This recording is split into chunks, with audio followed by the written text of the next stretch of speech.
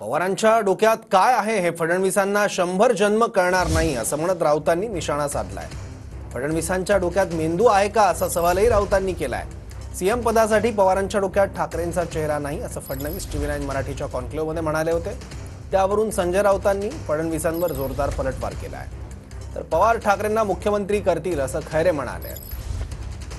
हे तर पक्क झालं आहे की उद्धवजींच्या मनात जे होतं की त्यांना मुख्यमंत्री पदावर ठेवून आणि किंवा त्यांचा चेहरा समोर ठेवून मला असं वाटतं की पवार साहेबांच्या डोक्यात कोणाला मुख्यमंत्री करायचं हे जवळजवळ शिस्त आहे। ते आता मला विचारू नका कोणाला करायचं आहे त्यांना, पण मी तुम्हाला एवढं निश्चित सांगतो की त्यांच्या डोक्यात जे 3-4 चेहरे असतील त्याच्यामध्ये उद्धवजींचा चेहरा नाही। बघा, फडणवीसच्या डोक्यामध्ये आधी मेंदू आहे का हे त्यांना कोणी सांगितलं? पवारांचा मेंदू पवारांच्या डोक्यात। पवारांच्या डोक्यात काय चाललंय हे जर फडणवीसांना कळलं असतं तर त्यांची आजची अवस्था झाली नसती ना।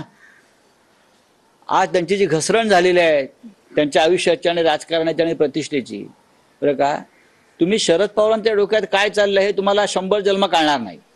2019 साली सुद्धा पवारांच्या डोक्यात काय होतं हे फडणवीसांना कळलं नव्हतं, आमच्या डोक्यात काय होतं ते। पण झाले ना उद्धवजी मुख्यमंत्री।